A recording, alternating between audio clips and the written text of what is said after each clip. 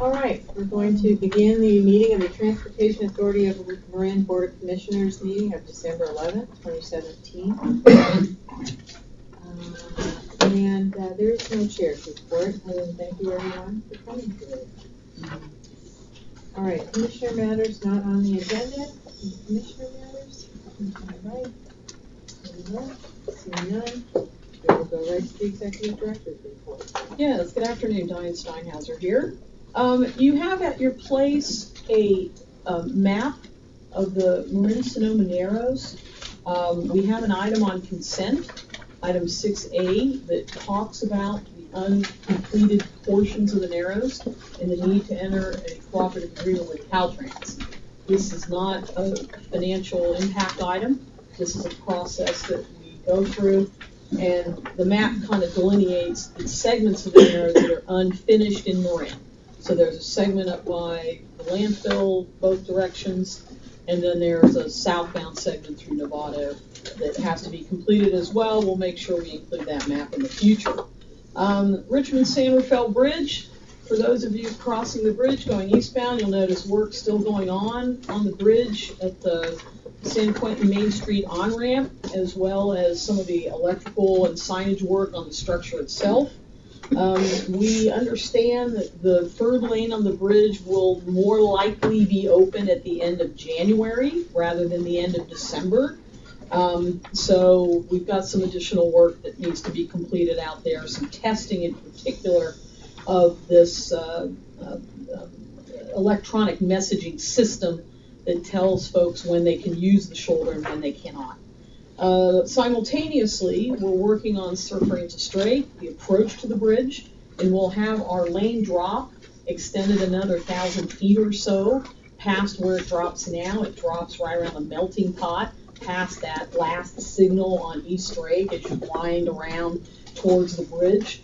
And that lane drop, all that work will be done in time for the opening of the third lane. So that's good. Yeah. The rest of the work will be done on East Francis Drake sometime in March. So we'll follow shortly after the third lane is open with the rest of the improvements on Drake. Also note that the department, Caltrans, and BATA have agreed to operate this lane on the weekends as well as during the week, which was a gain. They originally were going to do this during the PM commute during the weekday. Our Almonte Shoreline project, which is a bike path system. I'm hearing from the team the parts are in. We can do the last bit of work, which involves moving a fire hydrant. And so that'll be done and open by the end of the calendar year. So we'll be in close touch. I got here just in time to hear that good news. You did. So we'll have something to celebrate in the new year with that pathway open. And that completes my report.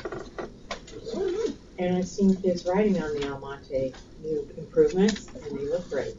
So, any questions for the executive director? Okay, seeing none, we will move to commissioner reports, starting with the MTC report.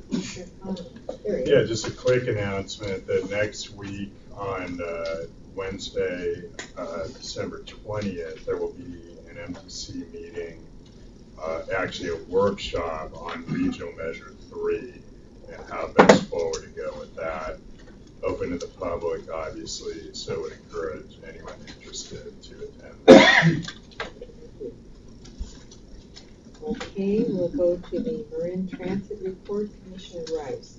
I don't think we have anything since the last time we met. Smart report, Commissioner Sears. Nothing for me either, unless my colleague Judy Arnold remembers something I'm forgetting. We had a toy drive Saturday, in Santa Rosa. That's great. Okay, thank you for those brief reports. We'll move to item number 5, open time for public expression, up to 3 minutes per speaker for items not on today's agenda. Is there anyone who wishes to? Yeah, we'll just be informal and you can address us right there from your chair, since it's small. Thank you. Hi, Commissioners. My name is Kurt Johnson. I live in San Anselmo. I serve on the San Anselmo Sustainability Commission.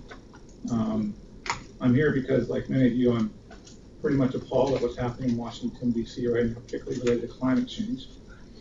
I've worked in climate change my whole career, including 11 years at EPA, specifically on climate change.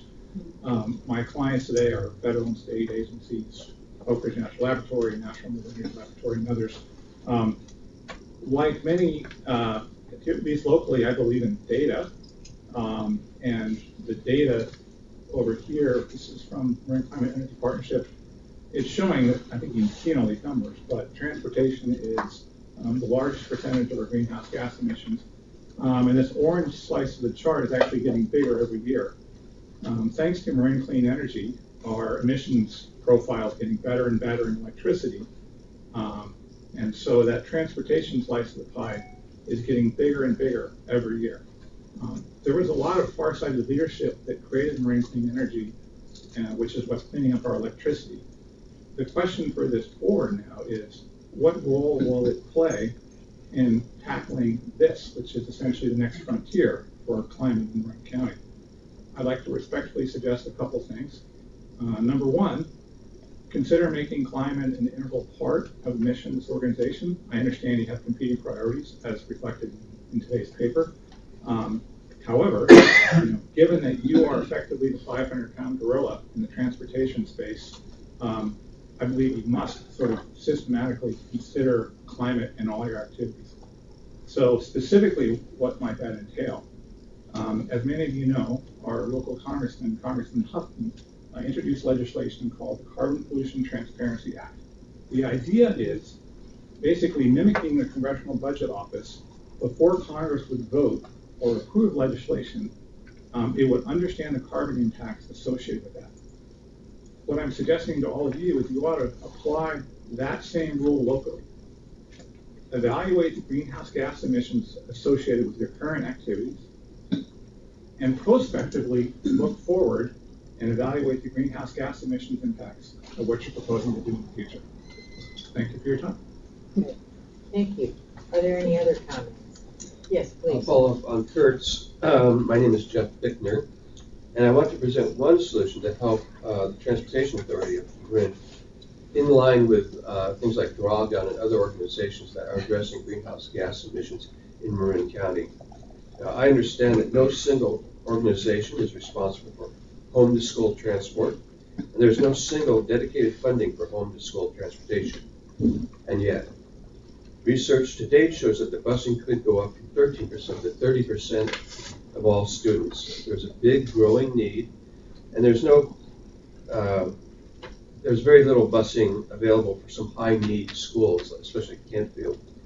And by high need, I mean elementary schools, high school, or junior high school, middle schools. So I get this all from the Marin Transit website, although data is all 2 years old exactly. And it is estimated that 4,600 new students would use the bus if the service was available, yellow buses. Secondly, currently it's projected that there's a need for 38 new buses to supplement the current level of 34 buses. Therefore, I'd like to propose that TAM looks into purchasing zero-emission electric school buses like those offered by Green Power Motor Company, which I have no affiliation with, which is now being used in Los Angeles Unified School District. This bus is eligible for California HVIP vouchers of $95,000. Their Synapse 72 bus seats 72 students and has a range of 75 to 140 miles, depending on which battery pack you choose.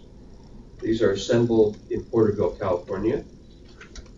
I believe this is our future, and I hope we can act on it. I thank you sincerely for your time and consideration. Thank you. Thank you. Thank you very much. Is there anyone else in the public that wishes to speak with you? Yes, please.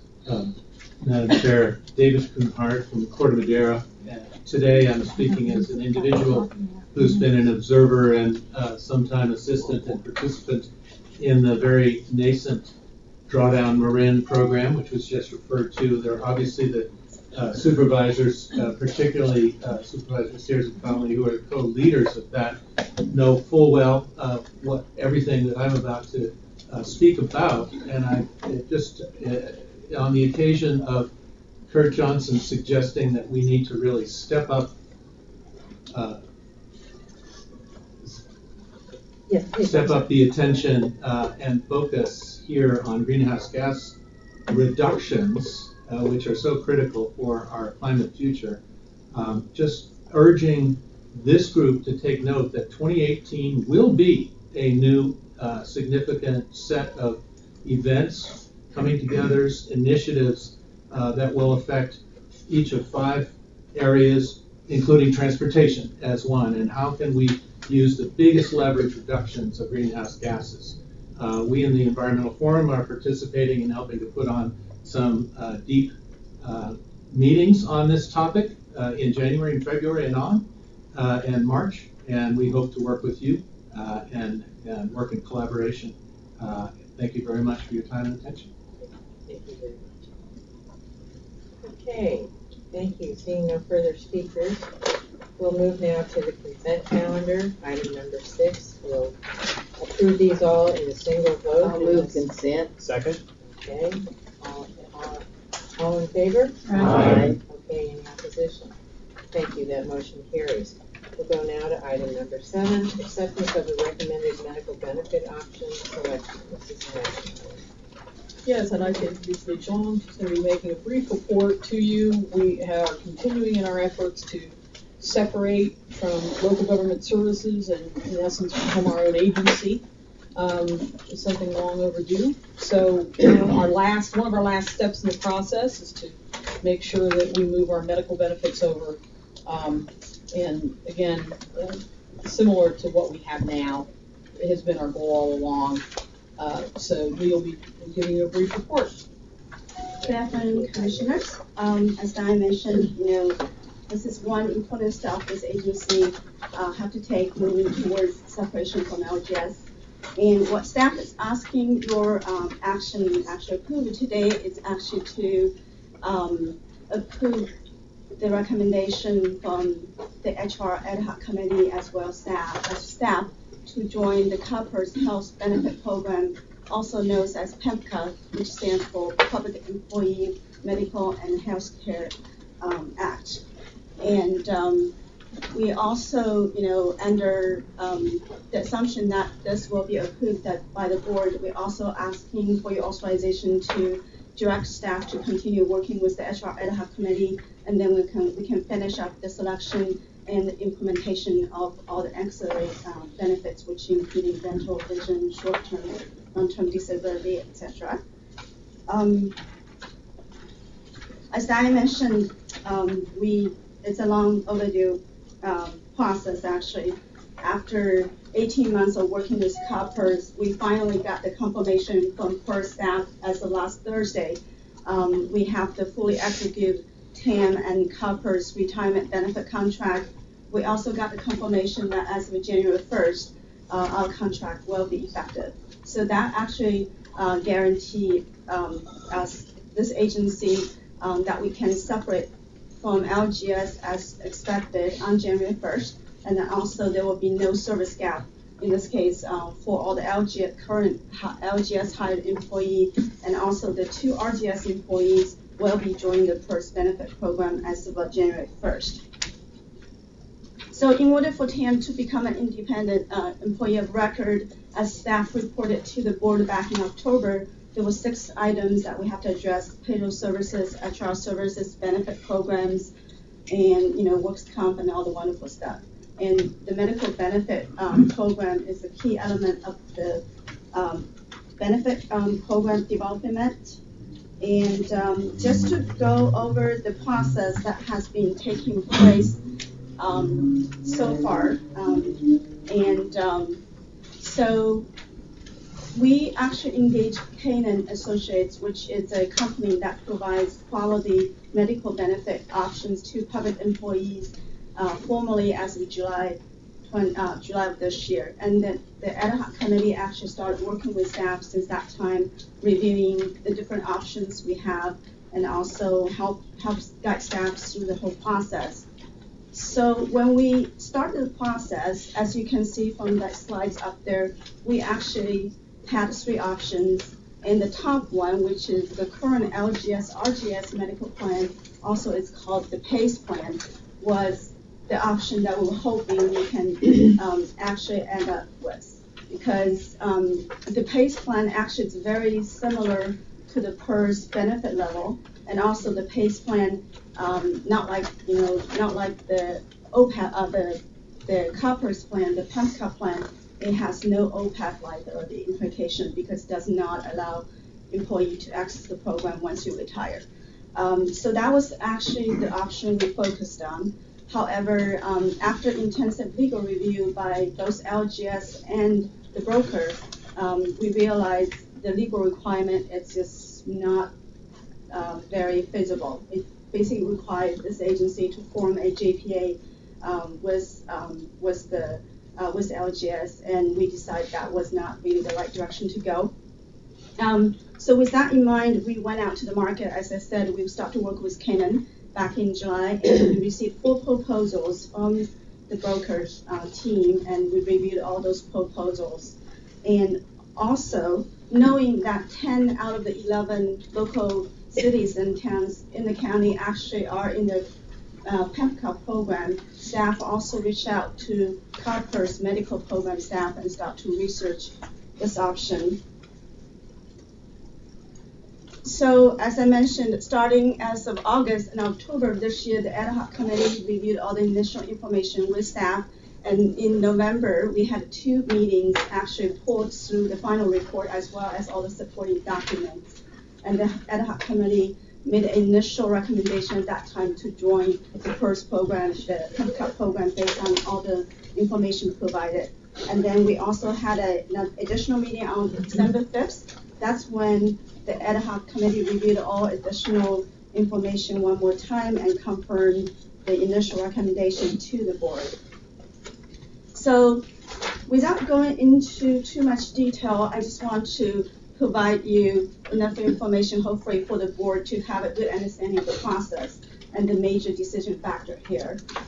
So as you can see, based on the slides we have here, we looked at the 2 options we have left, which is the ACA option and the PEMCA option, based on the following criteria.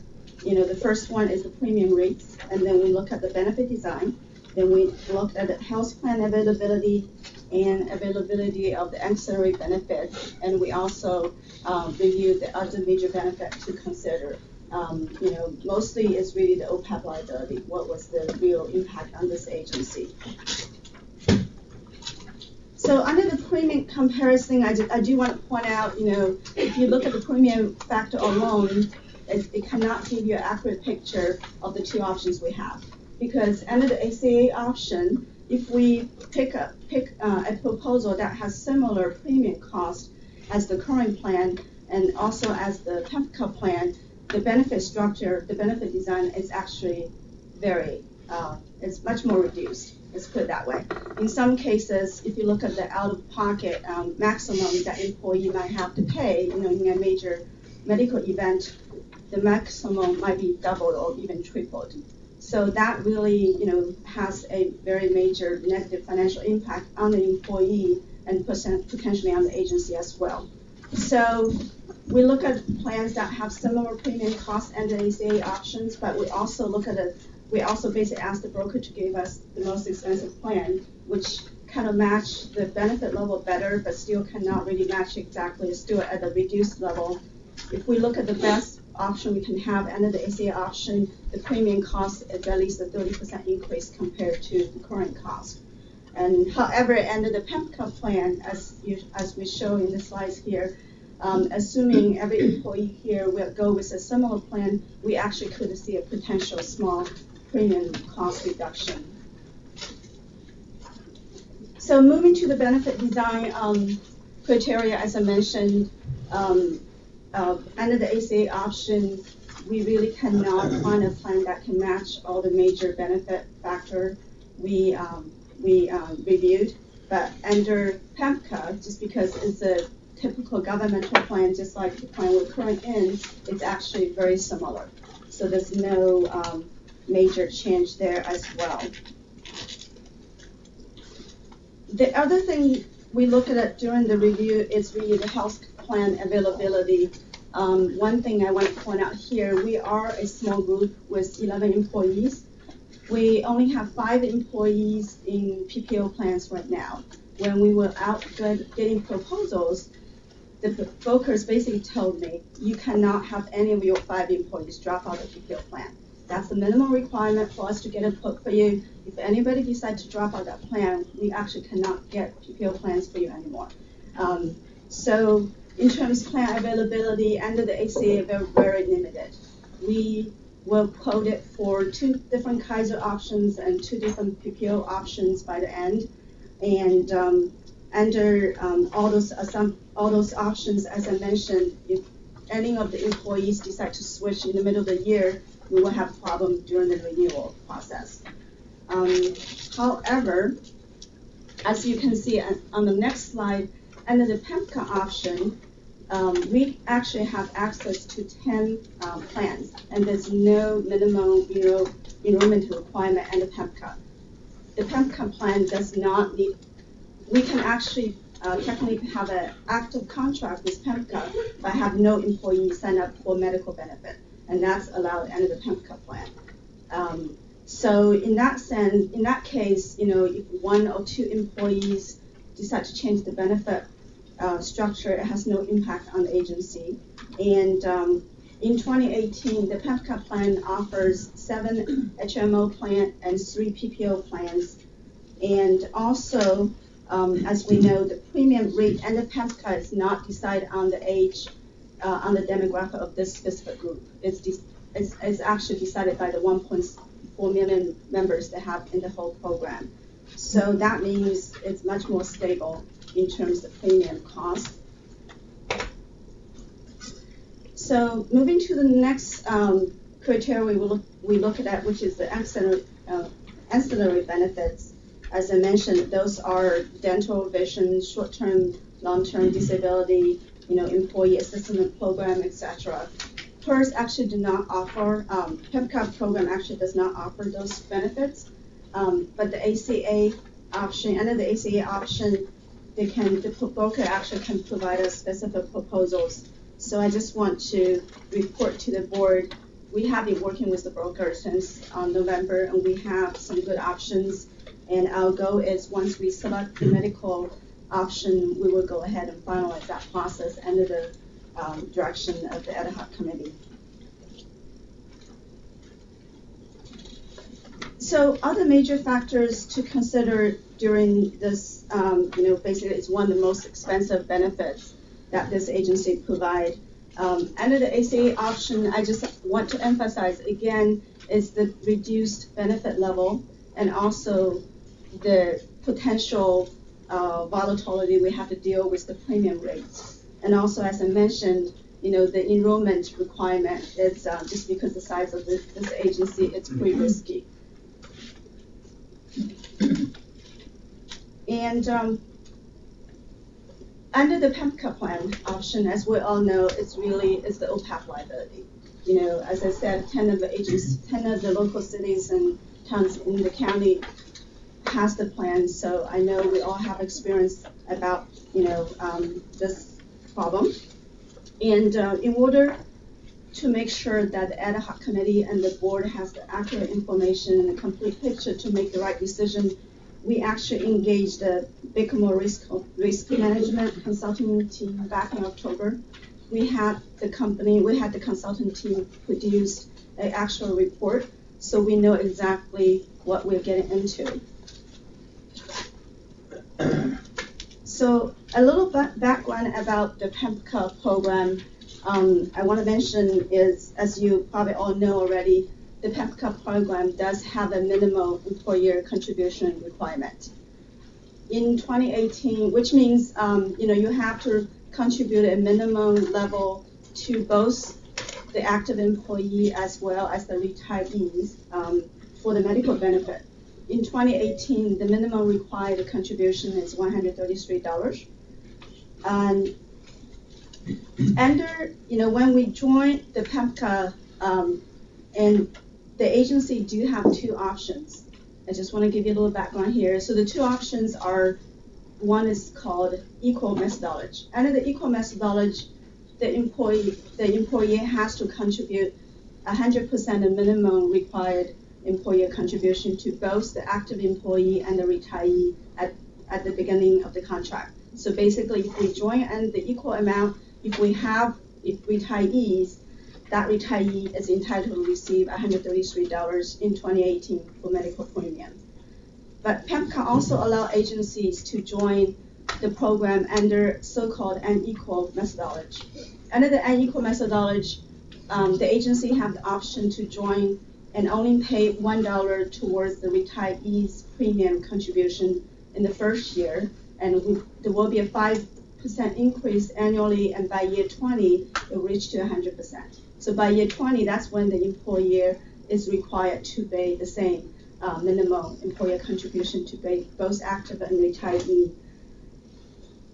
So as you can tell, the unequal methodology definitely allows the least amount of exposure to the OPEB liability.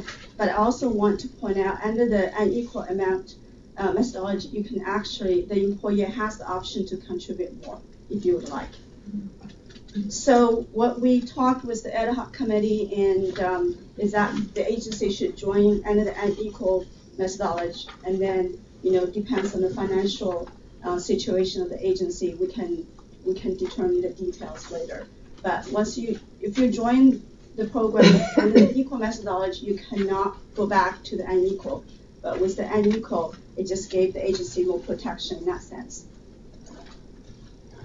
So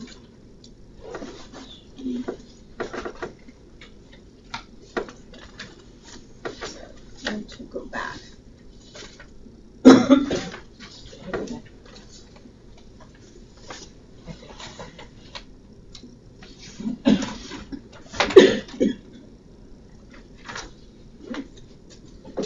So the actual report actually gave us 10 different scenarios.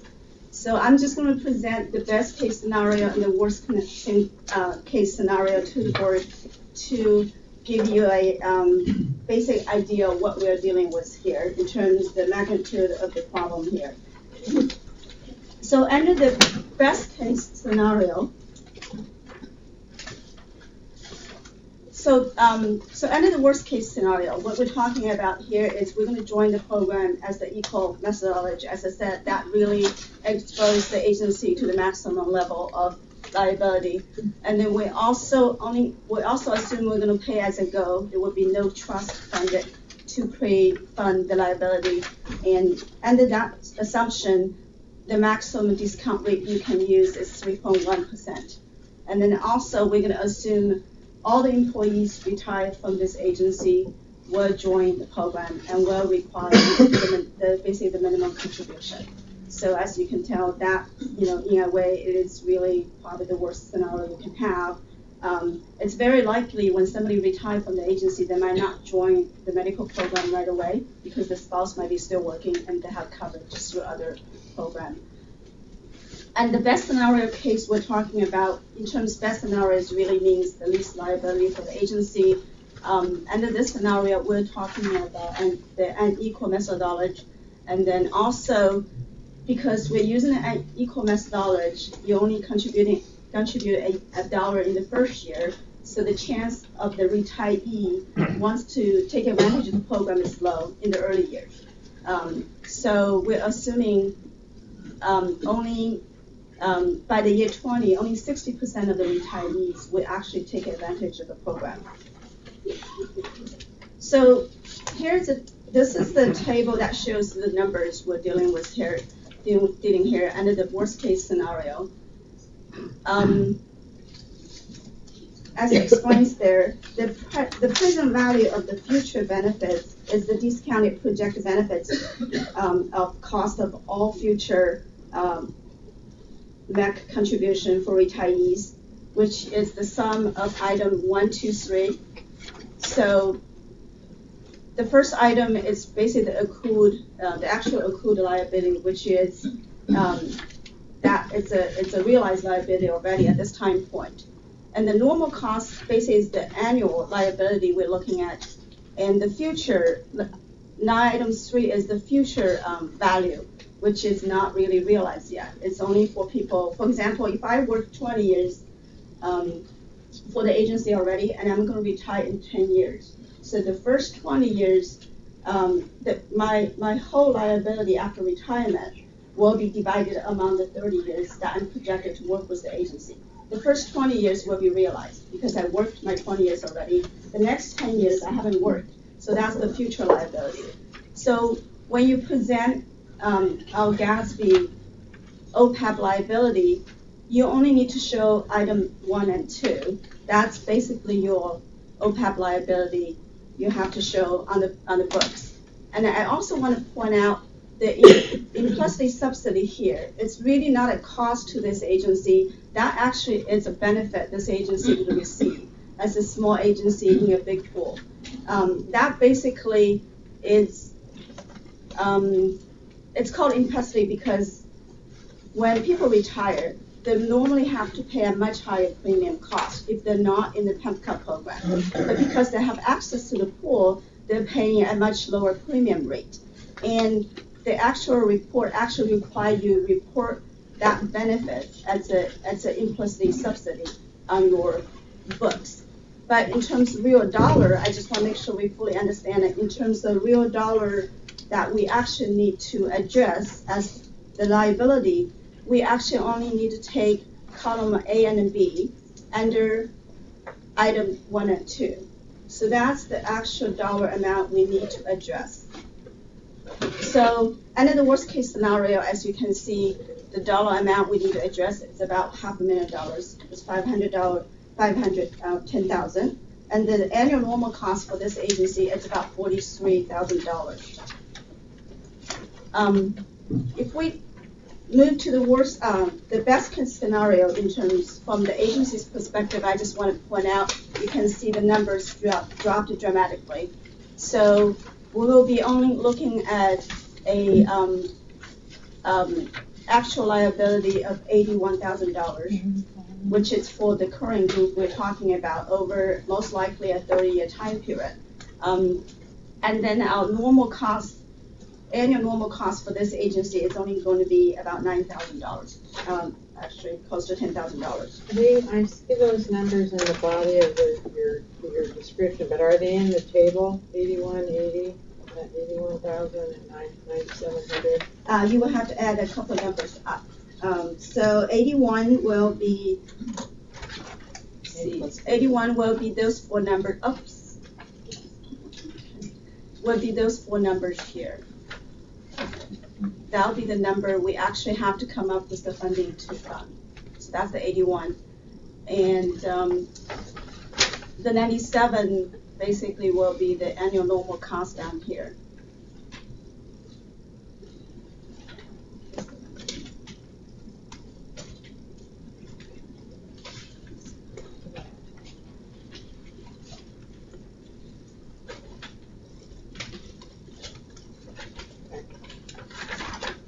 I'm sorry, what's the annual normal cost?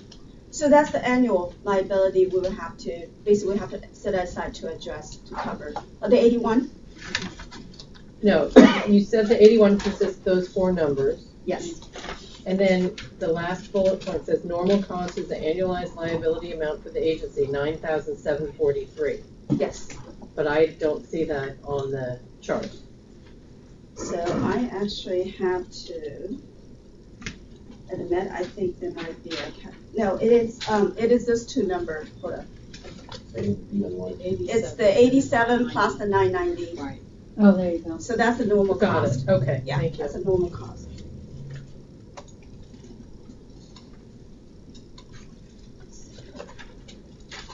So moving to the last slide, I want to actually share with the board the benefit concessions that the employees are willing to put on the table if the board decides to go with the PEMCA option. As we talked about already, the ACA option is costly and really could be costly to both employees and the agency, and really doesn't have the stability that we need. And also, staff, the team understands that the board will have to take on the OPEB liability if we decide to go with the PEMCA option. So the concessions employees are willing to put on the table are highlighted on this slide here. Just a little background. LGS, RGS actually was in the PEMPCA plan prior to 2014. They actually left the PEMPCA plan in 2014 to join the PACE program. In a way, just because the nature of their business. Once we retire, the employees retire, and once agencies like us leave LGS, they actually really are stuck with all the potential OPEB liability on their own. They cannot really invoice us 30 years later and says, you have somebody retired from us as an LGS employee, and we have been paying, and you need to pay for those. Honestly, we're not going to, agree with that bill. So LGS, basically in 2014, as a business practice, they moved out of the PEMPCA program and they joined the PACE program. But they understand, by joining the PACE program, that they basically took away employees' retiree medical benefit, at least at the minimum level. So at that time, they offered all employees a $2,500 annual contribution into health reimbursement account. So during this process, employee understands, we get that as part of the separation from PEMPCA. Now we're joining, if we're joining back to PEMPCA, it is reasonable for us to put that back on the table and use that to help the agency address the OPEB liability we will have to take on. Also, the other concession that the employee agreed to is for the 2018 year, just because if we join the PEMPCA, we have access to 10 different programs, and some of the programs, the premium will be fully covered by the current employer contribution level. So we agreed we will not ask for any employer contribution increase during the 2018 year. So those are the two items employees put on the table for your consideration. So based on the result study and the benefit concessions that employees are willing to put on the table, and after the extensive review of the ad hoc committee, we are asking the board to approve the selection of the PEMPCA medical program today. And we'll be happy to answer any questions you might have. Okay, thank you. Are there questions from the board? Thank you. Thank you, Lee. I know this is a ton of information, but you kind of lost me, forgive me, when you were talking about the variable versus, I'm sorry, the terminology. The best of it. So I understand a lot of the discount rate, the participation, pre-funded trust fund versus no trust fund, but the equal MEC versus unequal MEC, that's the one that I'm a little confused about. And then I also wanted to know, so that's my first question. My second question is about PACE. You said LGS was switched from PEMPCA to PACE. Is PACE an option? And then third, I'm wondering if the ad hoc committee had discussed maybe coming up with a long-term policy. I know on consent calendar we just updated our financial and accounting policies, but I think going forward something like OPEB funding should be something that's in our policies, so like so many other agencies, it doesn't get away from us and we wind up with a huge unfunded liability. Okay. So let me try, go back to the equal methodology and equal methodology. So as I said, under the equal methodology, we will have to contribute the minimum, the 100% the minimum from the start. So under the worst case scenario, we're assuming the agency will join PEMPCA under the equal methodology, which means for every retiree, if somebody retires tomorrow, we will have to contribute 100% of the minimum employer requirement, which is $133 for 2018. Under the unequal methodology, for example, if somebody retires tomorrow, we actually only are obligated to contribute $1. So under the unequal methodology, PEMPCA basically allows the agency 20 years to phase in and to catch up with the 100% required contribution. So specifically, if we use I'll just use the worst case scenario, goes back to the worst case scenario again. I just want to point out, so Maybe it's clear. So that's a lower cost option going in to do the unequal. It costs the agency less. Oh, okay, I get it, but is it just me or logically? I mean, if we opt for equal, I'm not saying that makes the most sense, but it sounds like then we pay the 130 per employee right off the bat, whereas with the unequal, we're only starting out at $1. Yes. So it sounds like it's the complete opposite. I don't understand how that works. It grows to reach full value at year 20. Okay, So something it of, phases in the cost to the agency. okay. But if we have an employee who's gonna retire in, a month, and we're only paying in a smaller amount, do we then wind up with a larger amount when they do retire as a pay-as-you-go kind of thing? I mean, does it catch us on the backside? I just don't understand that. It actually, in this case, it doesn't. I can see the question now. So it doesn't. So the benefit of the unequal methodology is you're not liable for the difference over the first 20-year period. So if we only putting $1 for that employee, it doesn't mean that $132 will come back and actually hunt us later. That actually, so basically, I think PERS knowing, I guess, the potential liability, knowing the options the agency needs, that allow you to have 20 years to catch up. And then during that catch-up period, you're not liable for the difference. So if you only, I think your concern is if you only put in $1, that $132 will come back later will be a much bigger number and much bigger liability. Did I understand your concern correctly? Yeah, I mean, if you're paying less over 20 years, it's gotta, we've gotta catch up somehow, no? But not in this case, because you're not, basically for the first 20 years, your minimum, let's put that, your minimum employee required contribution amount basically doesn't apply to you if you join as the unequal methodology. You only need to give them $1 and you're done. That's what PERS allows you.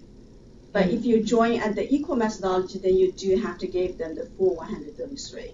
Okay, and are we sure that CalPERS is gonna stick to that agreement for the life Well, of the when agency? with the PERS, with the PEMCA process, once our contract with PERS is effective, we actually have to take a resolution to the board. And during that, process, the board will get to review exactly the term in that contract, and we will definitely make sure, that's the unequal methodology will be documented in our contract with PERS. Okay, thank you. And then I actually had a meeting with PERS medical staff, and they're very clear, that, and they actually advise us to go with the unequal because they said that's what most agencies are doing, just out of the financial prudence of the agency. Okay, thank you. Okay, Commissioner Nichols? Yeah. Commissioner Fred. Just so that I make sure I understand the normal cost here. So worst case scenario, we're on the hook for roughly $43,000 a year. Best case scenario, $10,000 a year. Am I understanding that correctly? Yes. And how many employees are currently eligible for this $2,500 annual contribution? That would be going on. All 11 of the LGS, RGS hired are eligible. All right, so we're looking at what, 27.5? Yeah. So more or less, it's unless you even under the worst case scenario, you're only down $16K a year. It's more or less a wash between the two options there. That's what we're hoping. Yeah. Okay. And then the second question with regards to the last bullet you have on the last slide about the employer contribution or not requesting an increase. What is the current employer contribution share breakdown? So the current, we have 3 different levels. As you can see, we have the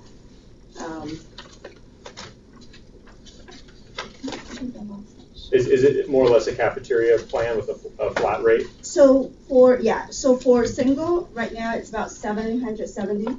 Okay. For employee plus spouse is, actually I'm just missing that attachment. It's about 1,500.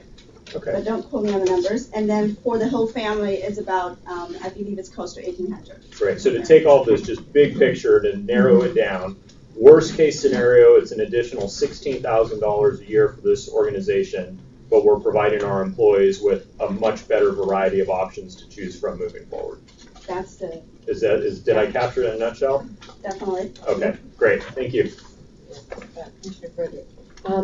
So Lee, just to address Commissioner First's concern, so will our contract be a fixed term for 20 years, or is it just renewable in perpetuity? So the nice thing about PEMCA is you can leave them anytime. So that's the difference between, and there's no penalty. What's the No, I medical? was talking about renewal. So the contract we approve is a contract in perpetuity until we leave? What's the duration you would recommend? That's, you mean, so with the PEMCA program, I said you can join and you can leave anytime. So what I'm asking is, when you sit down and sign the contracts and it has certain terms, are those the terms forever until you decide to leave, or is it renewable in a 20-year window? How does the contract Well, there work? might be an advantage for a 10 or 20-year contract. So let us, when we bring the final contract That's back, something that let we're us going to present that to you, what those consider. advantages might be. Because if the terms are changeable, right, the concern that Commissioner First has that we might be bitten in the backside, in both sense of the word, are something to consider. Okay. Other questions? Okay, I'm going to open it up to public comment. Is there anyone from the public who wishes to address the board on this? Okay, seeing none, we'll bring it back for discussion and a vote. Is there any further discussion? I will just say, the purpose of our efforts on the ad hoc were to replace the benefit that RGS provided to our employees in as cost-effective manner as we could. And so the PEMCA recommendation is that recommendation, to replace the benefits as closely as we could for employees, match them in a cost-effective way. So that's why the HR ad hoc recommended the PEMCA option. Any further comments from members of the HR? Public? Sorry. Yes. I want to thank the ad hoc, and I think it's plain that the PEMCA is the better option.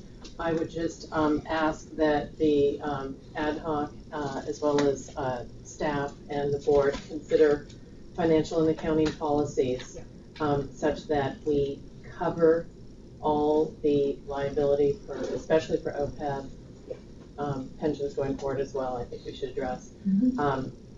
We read about these issues affecting local agencies every day in the news, so let's make sure that we take care of that. And with that, I will move to accept the recommendation of the ad hoc to move forward with the PEMCA. Second.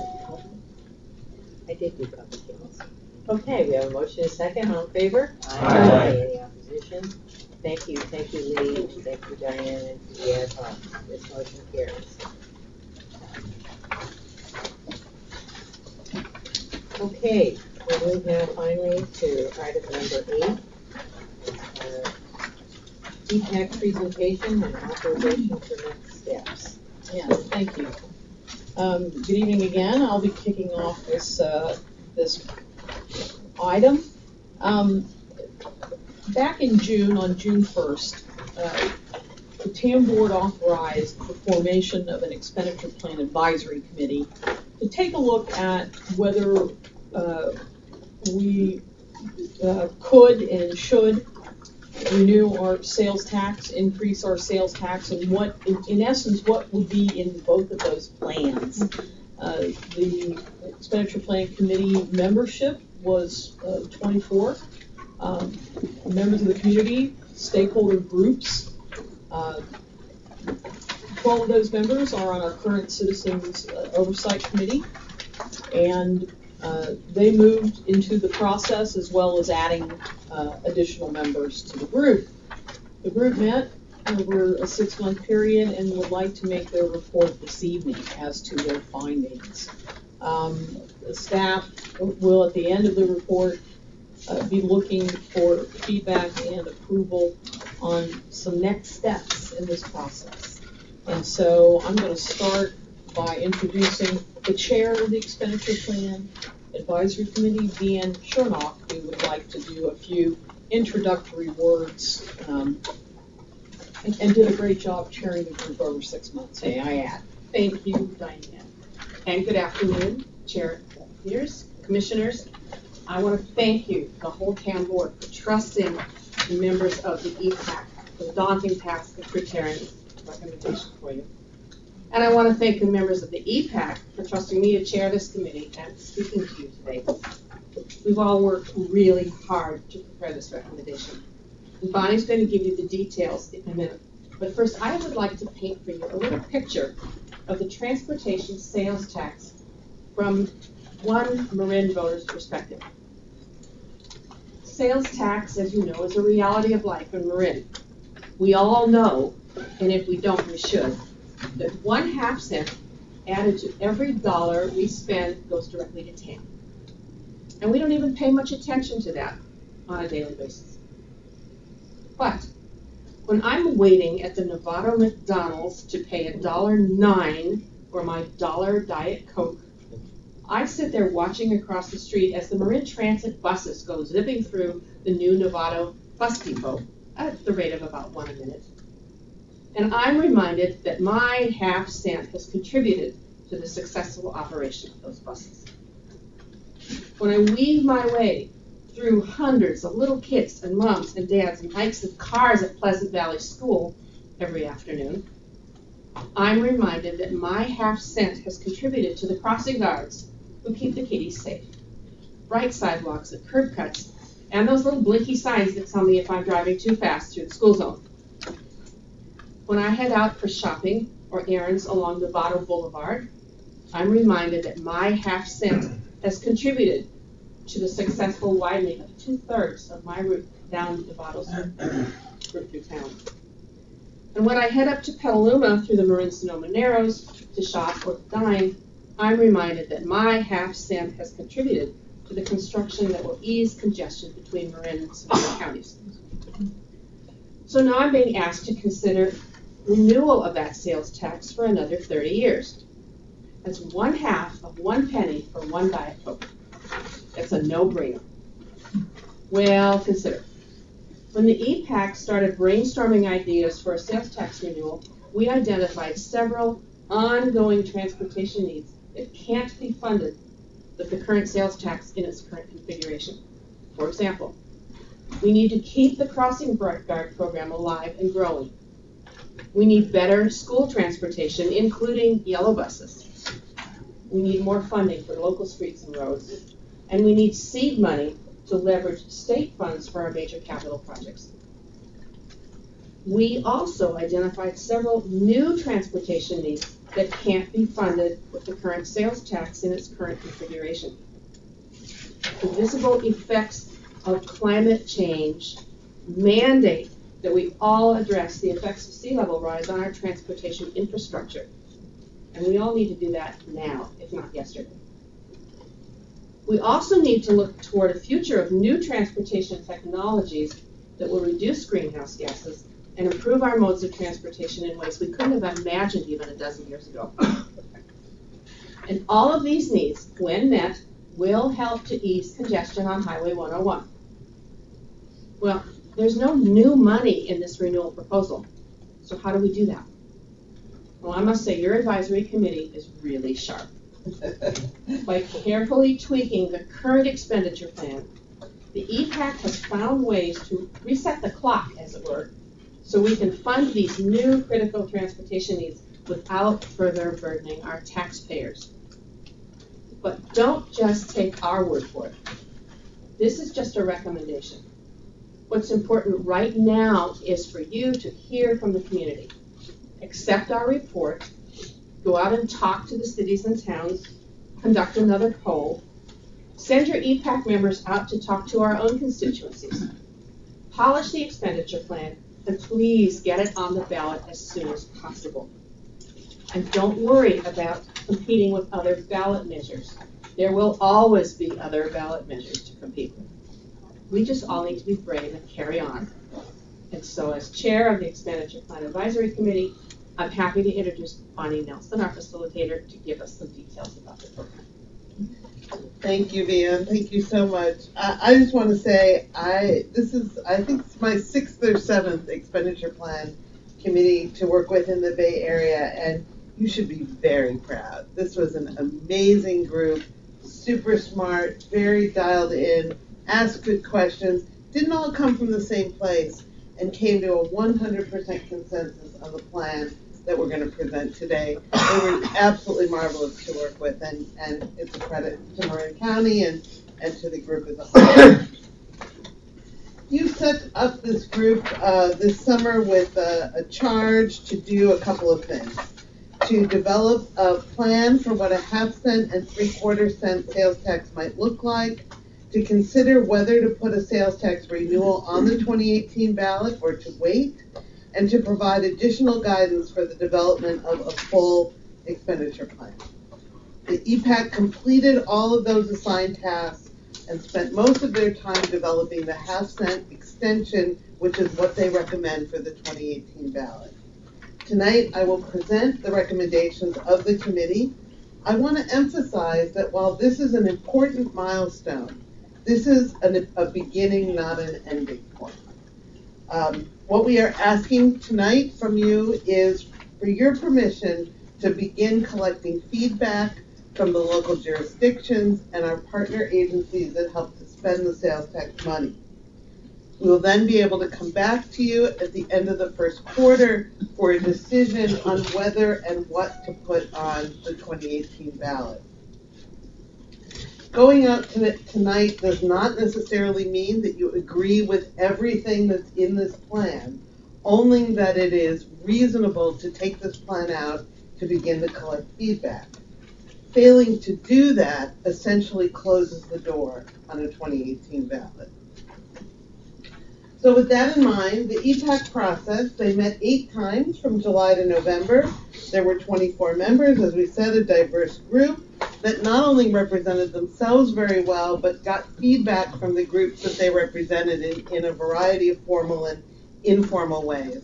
They were privy to the poll that was done, so they also understood what voters in general had to say, and they received a fire hose of education on transportation needs and transportation funding in the Bay Area, and in particular on the needs and opportunities presented by SB1 and RM3. The group recommends a 30-year, no new tax extension of the existing 1/2 cent sales tax on the 2018 ballot, with the possibility of an additional quarter to be put on a later ballot at a later time. They recommend that while they have developed a 30-year expenditure plan, that one of its features is that it be reviewed regularly, at least every 10 years, and that modifications be considered at those milestones that would update the plan as funding opportunities and technology change. Why now? And why a 30-year plan? The group was very practical, as well as had some political considerations in the why now and why 30 years. The current plan is 15 years old, and the public has identified new needs, as Leanne mentioned. Funding opportunities have also changed, with SB1 and RM3 potentially representing a once-in-a-generation opportunity for us to get our plan in line with those plans so that they fit together as well as possible. And from a very practical perspective, there's a major, unless we renew the sales tax, there will be a major funding problem with the crossing guard program, which is very popular, and crossing guards will need to be laid off in the coming year. In addition, there is no opportunity within the current plan to have local money available for what I call the big two, the Sonoma Marin Narrows and the 101-580 interchange, both of which will need local money to accelerate the projects in Marin and to get them ready for full funding. We also provide opportunities to develop shovel-ready projects that can be funded through the competitive programs, especially in SB1. Without that local money to get these projects shovel-ready, you will not compete well for those funds. In addition, the group thought it was very important for Marin Transit to be able to enter into long-term contracts and be able to do long-term planning, which they will not be able to do with a measure that's reaching the end of its useful life. Politically, the group felt that we are now in a good economy, and economists tell us that in many ways we're overdue for a recession, and so waiting for a later ballot increases the risk that it's going to be a difficult time to pass a tax.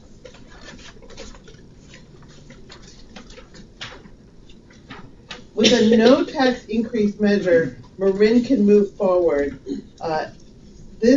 Although this is a no increase extension, a 30-year extension generates enough revenue to accomplish a number of key goals and aligns with voter priorities for congestion relief and infrastructure maintenance.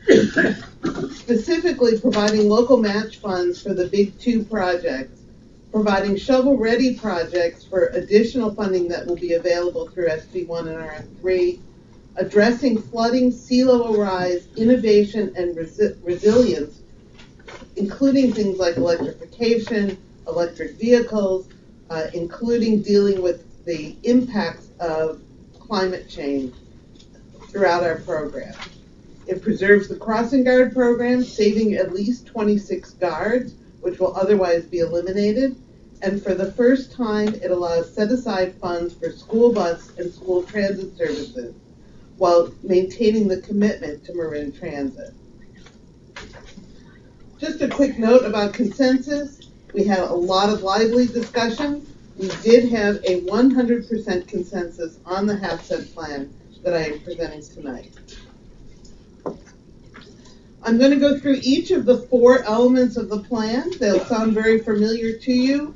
The 4 elements of the plan at the highest level are quite similar to what is in the current tax, and the funding levels at the top line to each of those plans are the same as the current tax.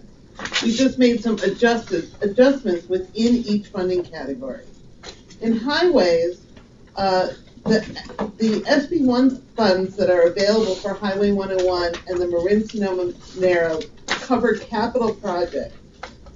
Once a grant is given, there will be little or no opportunity to address either non-capital needs or cost increases, which we know are common in large projects like this.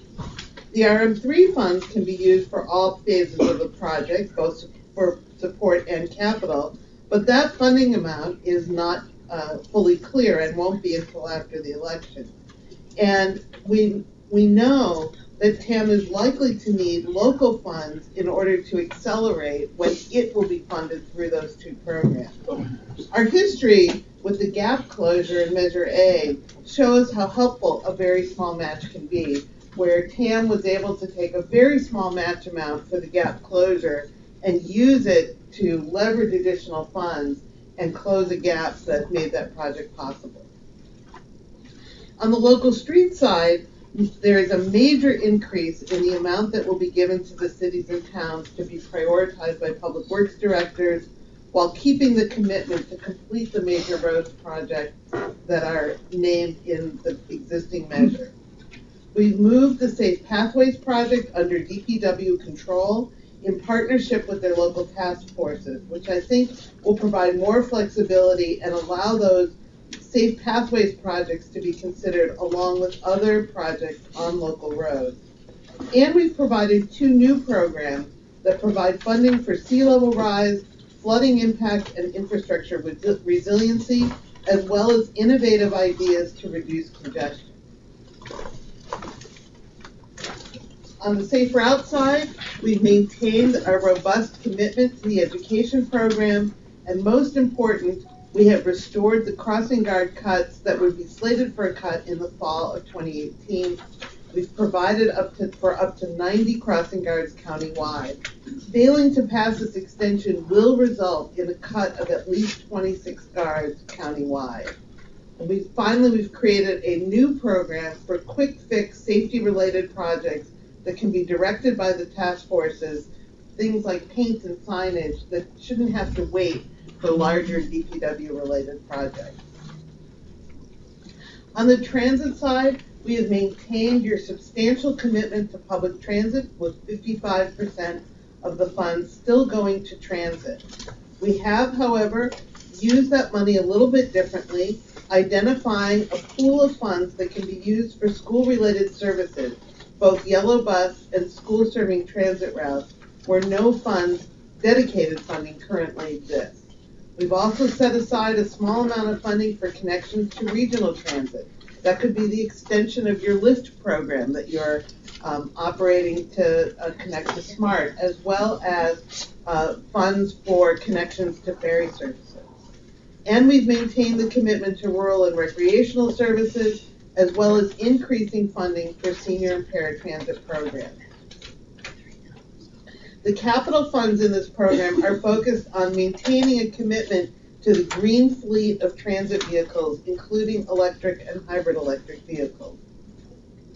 So, what happens next? Tonight we are asking for your permission to begin the shopping process of taking this plan around to local jurisdictions and to the partner agencies, key members of the public, as well as conducting another poll in the first quarter of 2018. This will allow us to come back to you in March with a more fully formed plan that reflects this input and includes all of the words that go around the table that you have tonight. You would then have your March and April meetings to review that and to make a final decision about whether you want to move forward to the ballot and what you want to move forward with. Giving staff this permission simply continues the work that we've already been doing and does not obligate you to put this or anything on the ballot at this time.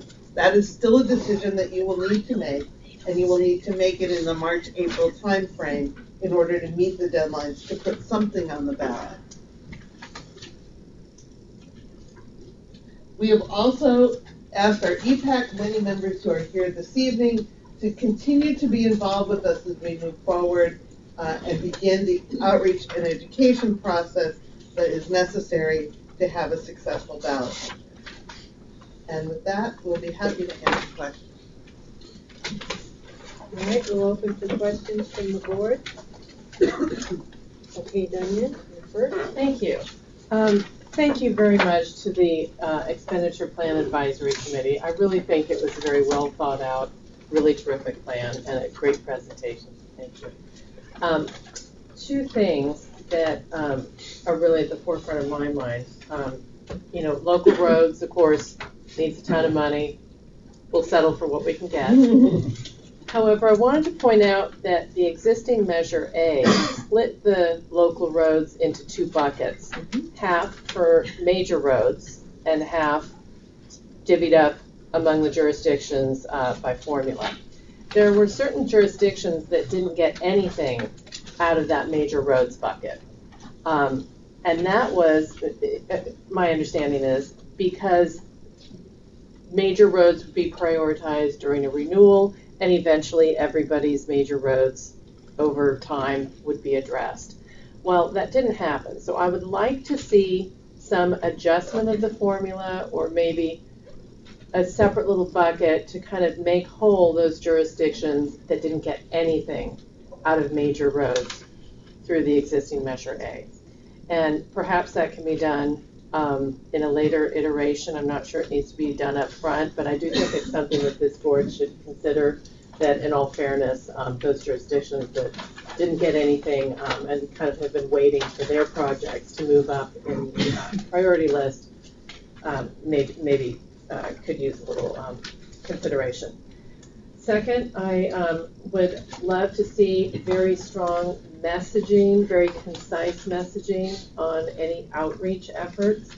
Obviously, no increase is a big issue, and that we are updating to meet new priorities. And of course, that was my note that I was making early on in the presentation, and then lo and behold, you had a really terrific, let's see, page 8, I think it is. With no increase, Marin moves forward. I love that. That's great for messaging. I think hopefully it will resonate that we're trying to update and move forward with the priorities that we recognize the county has right now. So thank you for that. Yes, I have a question regarding what Diane just said. If if we pass this extension in 2018, won't there be 6 months where we'll be getting the half cent from the old and the half cent from the new? So for 6 years, I mean, we'll be getting one cent per dollar. No, this will replace the existing measure. So it'll be null and void from 2018. Correct. From okay. January of 2019 is when the new measure would go into effect. And do you have any definitive action on what other transportation issues are going to be on the 2018 ballot? I mean, pretty sure SB1. And then if they collect signatures, there'll be no on SB1. What else? Well, SB1, as I understand it, only, and you know better than I do, Diane, but only the repeal of SB1 would be on the ballot. Yeah, okay. SB1 doesn't have to go to the ballot. Okay. RM3 is likely to be on the June 2018 ballot, so would not be on this ballot. The legislature has also directed constitutional amendment be on the ballot in June for protecting SB1, which it gives the public the clarity that the money will not be redirected within the state budget for other than transportation needs. And that will be on the June ballot. Great, thank you. Eric? Yeah, maybe just 2 follow-ups there with regards to renewing it early as a 30-year extension. Can you comment on when does that 30-day clock start ticking? A 30-year clock. 30-year clock. 30-year clock. January 1st.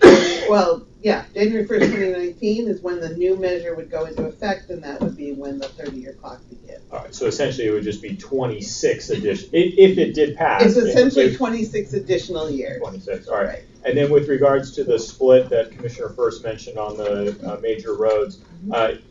That's one way to approach it. I wonder if maybe in part of this process would be an opportunity to revisit those lists that were determined many years back, and maybe that's also an opportunity for jurisdictions to weigh in about whether or not their ranking is still accurate.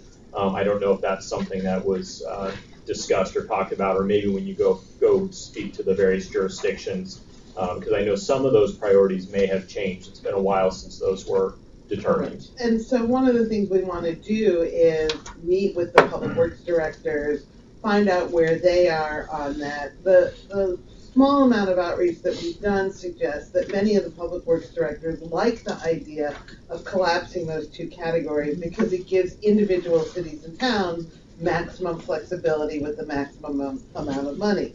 For those cities that had a major road project that didn't get done, they may feel differently. So we need the opportunity to take this out and meet with all the public works directors and come up with a more final plan that works best for that. And there could be an offset policy or action by the TAM board to help address those major road needs that did not get funded out of the sales tax. So we've got other funds that are available to us. We might bring that forward as a kind of an add-on to any decision you may make about this sales tax plan. Great. Thanks for the presentation. Yeah, also thanks, as everyone else is saying, thanks for a great and clear presentation. I just had actually one question related to the time period, so 30-year extension. If you could elaborate a little bit on that in terms of the presentation indicated that history suggests 30 years is viable. So is that politically viable? Is that, I want to get a sense, is that kind of the outside that's polling is showing can pass, or is this something based on history? Voters are willing to, very likely to approve at 30 years. It just seems like a long period of time, and I know there'll be a lot of questions as we get to a campaign. I just want to get to a sense from you. And I should also say this is something you would poll again in that poll that would be done in the first quarter. Here, there's both practical and political considerations. The practical is really important, which is in order to put enough money into the big two project, into the capital project, you have to have the 30-year plan allowed you to keep the robust commitments to your programmatic spending while having enough money available for those capital needs. If you go down to 20 years, for example, the pie is smaller. And to generate the capital that you need reduces the amount of money that's available for everything else. And so mathematically, the 30-year worked for us, and we liked that. But then we went back and said, are we going to have trouble passing 30 years? After all, the current measure was a 20-year measure. Are we going to have trouble with the 30 years? And we looked at other measures that have passed around the state, and what we have seen is voters do want a sunset. When Alameda, for example, attempted to pass an in perpetuity tax, they lost. When they changed really only that from in perpetuity to 30 years, they had an 81% vote. And so what we're seeing is that putting a deadline on it makes a big difference. One of the other features the committee wanted to include, and I thought it was really smart, is that even though this is a 30-year plan, there would be a requirement to review the plan every 10 years. Not to go back to the ballot, but to look at it every 10 years and to say, have our priorities changed? Do we need to amend the plan? Wouldn't have to go back to the voters, but it could recognize, you know, if there's some new technology, autonomous vehicles become viable, you know, you'd have a chance to address that and wouldn't have to wait till the 30 years were over. And would that be the EPAC would examine it? Would it be another committee? Have you gotten to that level, or would it be TAM staff? It's still to be discussed. Okay. You know, you do have an oversight committee that you can work with, right. But it would definitely have to come to the board and to the city. Was there, and maybe I'm just focusing now politically, was there any much distinction between a 20-year and a 30-year in voters' minds? Well, you're going to have to pull that and see if there is any distinction there. Not, as Bonnie has pointed out, we haven't seen that in other counties. Okay. The difference between 20 and 30, as long as there is a cutoff date. Okay, right. Great, thank you. Yeah. I have some follow-up questions. Sure, and then we'll go to David. Sorry, Damon. So, as I understand it, one of the reasons that we're looking at going out now is that we feel like there's a need to rejigger the spending priorities. Mm-hmm. Right?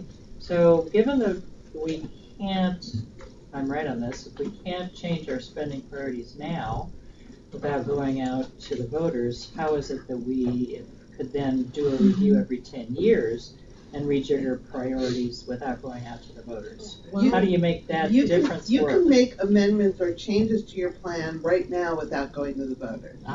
So we could use this good information to change our plan at the current funding stream through 24-25 without going out. But you have a problem. Yeah. And here's the problem. You only have the remaining 6 years of your plan. That's all you have. So if you wanted to generate a certain amount of money for, let's say, the Nevada-Sonoma Narrows, 7.5% of the 6 years that are left is a very small amount of money. No, I understand that. That's a different goal than simply rejiggering funding, however. So, right, but you couldn't rejigger the funding and achieve the funding levels that you want. But maybe we could rejigger it in some other way. You could, absolutely could. And the way that you do that is it requires a supermajority vote of your board and a vote that goes back to all of the local jurisdictions. And they would require that also with every 10-year review under a renewed ballot measure. Most likely, this again would come to you as part of the expenditure plan. Well, I don't know about the most likely. I mean, you're saying one of the benefits of going out now for a renewal is that you have the flexibility to re-look at it every 10 years. And so I want to know how that would actually work and whether it would be the same as under the current ballot measure. You're going to try to do something different in a new ballot measure without actually changing any of the language of the ballot measure because it's just a renewal. So I want to make sure that the statement you're making that we can review it every 10 years has some substance to it and we understand it. It does have substance to it. And what will happen, and I don't mean to be coy, you will have a full expenditure plan with all of those details and you'll have the opportunity to make amendments to those details. Just like we have right now. Yes. Okay. And that plan will identify how you make amendments to the plan. The current way you make amendments to the plan are a supermajority vote of the TAM board, and it goes out to all the cities and to the county, and you have to have an affirmative vote from the cities and county, and the cities and the county. You could say that every 10 years you will do a mandatory review, and you could pass with a supermajority of the TAM board only. The history of your board suggests that you would probably want to go out to the cities, and so there's no reason not to do that. But what you would not have to do is go back to the voters. But you don't have to do that. You don't have to do that right now, so there's not actually any difference. Okay, Right. Thanks for that. That was helpful. Yeah, also, thank you for the work and thank you for the presentation. So my question, excuse me, relates to the relationship with state funding, because if I'm reading the presentation correctly, the implication seems to be that somehow an extension of this local measure is necessary to receive state funds generated under Regional Measure 3 and or SB1. I'm not sure that's completely accurate. The way Regional Measure 3 is designed is if voters pass it, there's an existing project list in there, which we specifically designed such that, for example, 101 North to 580 East would receive full funding at $135 million just by virtue of RM3.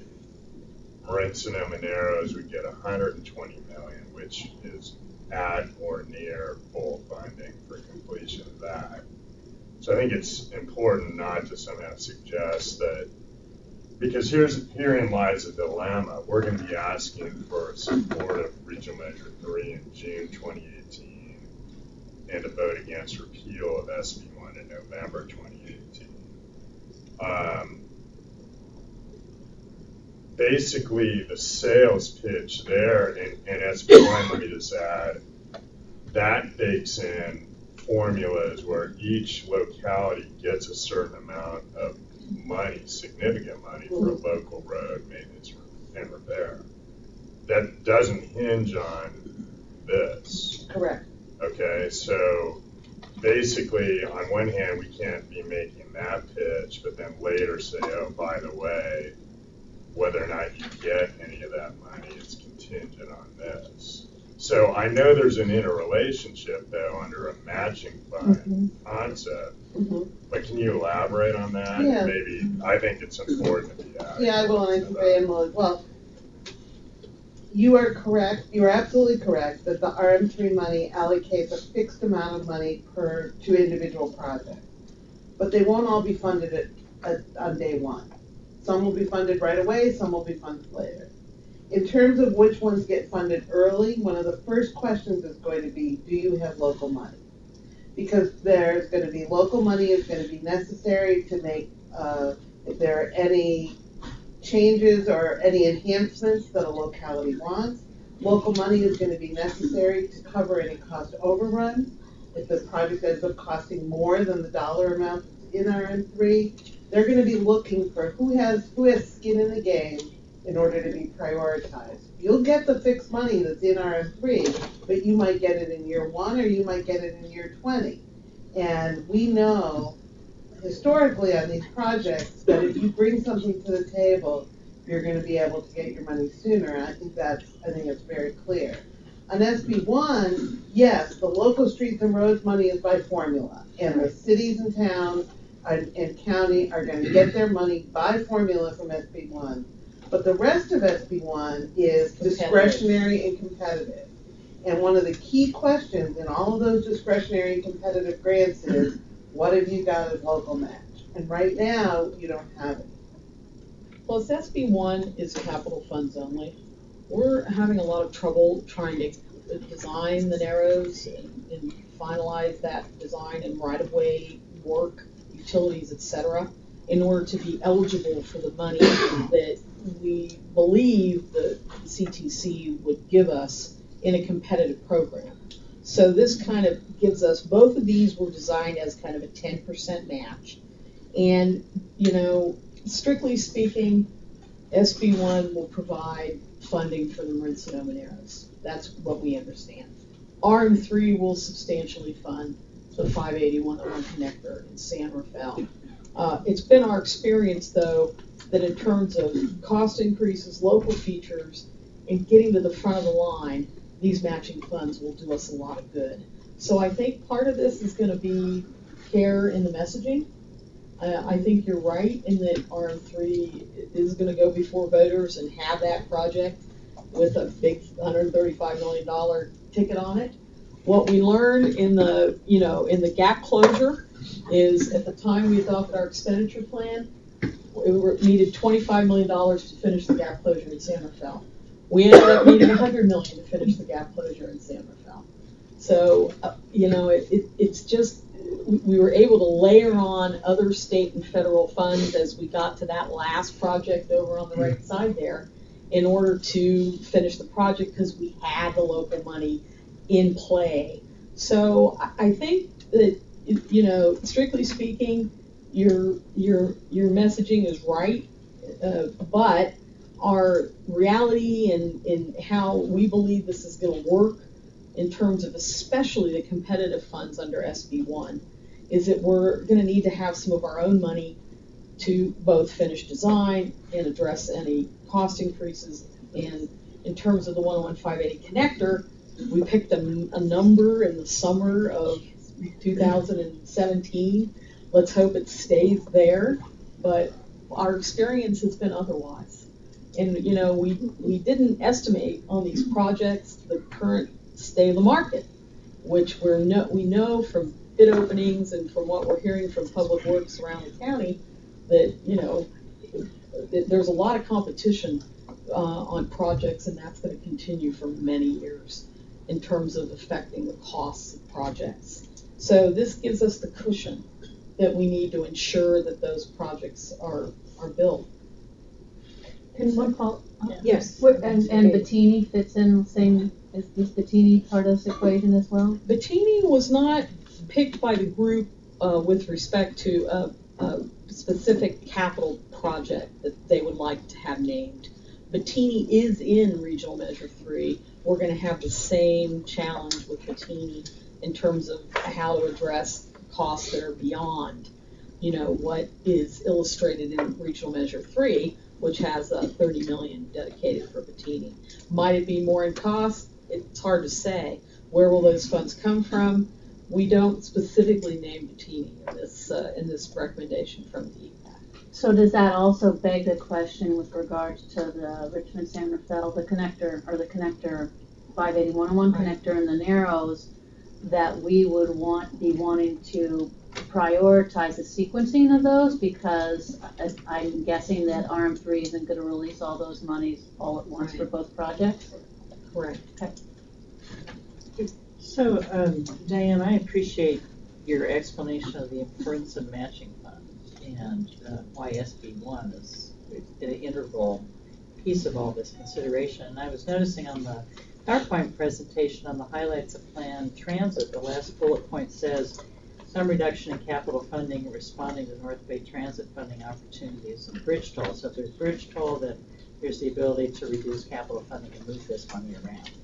So given all that, doesn't it seem crucial that we have a really good sense of whether SB1 is going to be with us or not going to be with us long term before we would want to finalize an expenditure plan that might have to be jiggered around again if SB1 is not part of the picture? Well, I think that is one perspective that you're going to have to keep in mind as you go forward later on this spring to consider what exactly you might want to do in 2018. Other questions? Yes.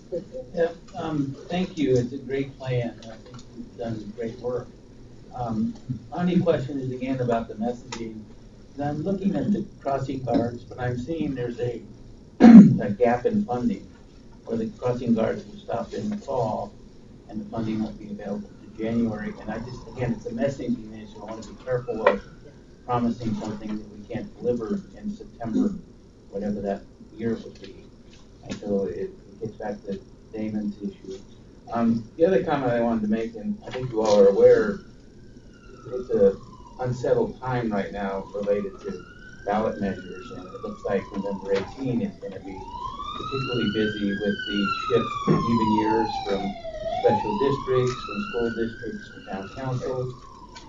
A friend of mine who has a state initiative on the ballot in November, that they're predicting somewhere between 10 and 20 state initiatives on the ballot. So I think it's important the expenditure plan is great, but there's a reality to all this that we need to figure out, and I don't know how easily that's going to be figured out, including local measures that will compete in play. And they may not compete for the same sales tax, but they're competing for our dollars to support them, TAM board members to work for them.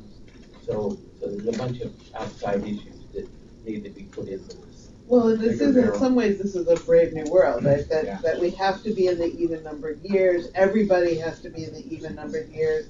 It means those even numbered years are going to be big ballots all the time. And we have limited history on what that means. You know, the pollsters are, you know, the people who keep statistics and all this are keeping their statistics. Their belief is that state measures and local measures don't interfere with one another. People have a different level of interest and spend more time thinking about local measures than they do about state measures. But you know, as we started talking as a group about what might be on future ballots, we realized that there simply wasn't a year that you could pick where you could say, well, that'll be a clean ballot. Well, we prefer that one. Smart's going to come back, you know, at some point. There are going to be other measures that are coming back, and at some point you have to roll the dice. And a new poll will help us with that a lot. Thank you. Yes. Yeah, I mean, great. There's a lot of moving parts here. And yeah. It's fantastic how they're all taken into account. I mean, I had a question also with the crossing guards question because, you know, yeah, we're losing those this fall, which is before this election we're talking about. So it's what we've done internally is we've managed to look at rollover money and other unused funds to keep the guards through the fall and see what happens with the election. So if we're going to the ballot, we think we can piecemeal enough funding to keep the guards in place through the fall. But if we're not going to the ballot, the cut will happen in the fall. But those are funds that you know aren't going to last very long. I'm well aware of that, and I'm happy. Happy to hear there's thought behind that because it seemed like a glitch here. But also, I sit on a subcommittee that deals with the crossing guards, but also these yellow school buses, which have great potential to take cars off the road, as we all know. But I don't know that the public really gets that. I mean, the public gets it when if the crossing guard goes away, they're going to be really mad, and perhaps see the need to vote for this tax measure. You know, I think that with the school buses, that having the general public, I mean, I think parents get it, but the general public realize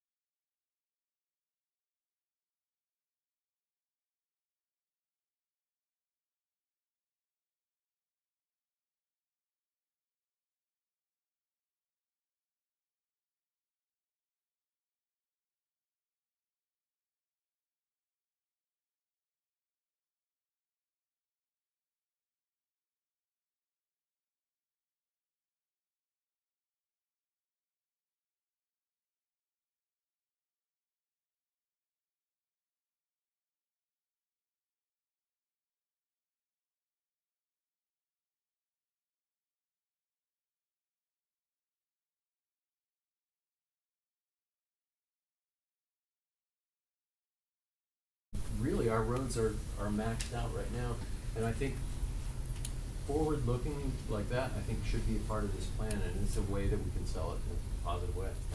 So you would I'd like to add that to the mix added in going forward. And the focus on electrification, I agree with that, absolutely. And I think the comments, all the comments made by the three speakers who are focused on electrification were fantastic. Thank you so much for being here. We want to see you out in the community a lot, in all meetings and forums, delivering this message. Yes. And I just wanted to share that I think that the greening of this recommendation or this initiative doesn't necessarily need to change the body of it very much, because I, for one, can anticipate that many of our local roads projects, for instance, will incorporate improved bike lanes, improved pedestrian infrastructure, other things, you know. So as we're looking at possibly greening it up, maybe we don't need to make wholesale changes, just maybe clarify some of the wording. Maybe in other areas we do need to make a little bit more of a push towards greenhouse gas. But I want to say one other thing. I would love to see this GHG emission sources pie chart breaking out the transportation element. I'd really love to see kind of what makes up that orange large wedge. So, I think it is online. I haven't seen it in a while. Thanks. Chair Fredericks? And just quickly, an acknowledgement of the fact that people are going to continue to use cars. I think it should also be acknowledged when you are greening things, when you relieve congestion, get people off the roads faster and fewer cars idling, there's a contribution to the reduction of greenhouse gases. I understood the motion to be inclusive of the process that it's describing, which would allow for comments such as those made today, and those in the future to be included in any revisions or refinements to the. Can I ask a clarifying question? Yes, thank you. I really appreciate the work of the committee, and I think the presentation was very informative. I do think the polling is important, and that's going to inform a lot of the moving parts and the uncertainties that we have. And so what would the timing, and I think going out and talking to the communities, other jurisdictions are going to want to know about the results of the polling. So what was the sequencing and timing that you had in mind? Well, look, we have a pollster. He did our work for us last spring. He's still available to us, Gavi Associates. So we're going to get him on board if you take this action ASAP. Can he do this work and we can come to the councils with that information, previewing it with you, hopefully. I think it'd be very so helpful. Let us try and work towards that goal. That was suggested by several other board members, that come to the councils with some poll information would be useful. And then that can also inform kind of the detail, along with input from councils and other stakeholder groups, on what we come back in terms of a detailed plan. So we're keeping track of what tweaks we need to make. So starting tonight. So that's okay, very good. We have a motion and a second. All in favor? Aye. Any opposition? Thank you. That motion carries. Thank you, everyone. Now, before you get up and run away, we have one last thing. This is Tom McInerney's last meeting. We can't let this go. So, I'm just going to read this really quickly because I think it's fun. We're all going to sign this expenditure plan. Yeah. So this is a letter of appreciation for the exemplary underscored contributions of Councilmember Thomas McInerney for his service as a member of the Transportation Authority of Marin, who in his role as the TAM Commissioner representing the great town of San Luis, and an active participation in many of its ad hoc committees. Through his participation on the TAM Managed Lane Ad Hoc Committee that met in 2016, the group quickly focused on the park and ride lot improvements, an element of the overall program being the highest priority in Marin County. Tom was one of the guiding forces who helped the agency shape its recommendation of the making of Manzanita parking lot a county-wide #1 priority. Why didn't you solve that flooding? Right. You gotta stay on till you get that worked out. He was quick to honor a request from the TAM chair, yours truly, and I'm grateful for you, you for this, to sit on the Ad Hoc Human Resources Committee, where his expertise as labor and employment law attorney made him a very valuable asset through the numerous times this group has met over the past 24 months. Tom represented the Ross Valley community well during his active participation in the Greenbrier Corridor Working Group, which met frequently in 2013, and all of us at the Transportation and Authority of Marin extend our sincere appreciation to Tom for his exemplary service. Thank you.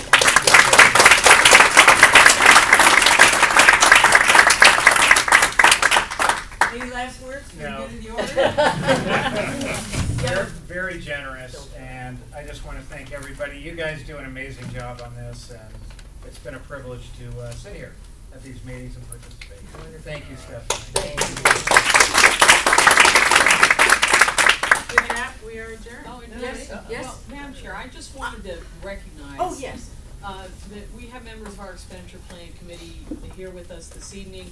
We're going to be presenting you all with this beautiful certificate of appreciation, and signed by myself and the chair. And we have a short reception over here in the entryway for them and you to say hello and good job and don't forget this and thank you. Thanks. So thank you. And please stay if you can for the short reception. Have a cookies, coffee. Say goodbye to Tom. Okay,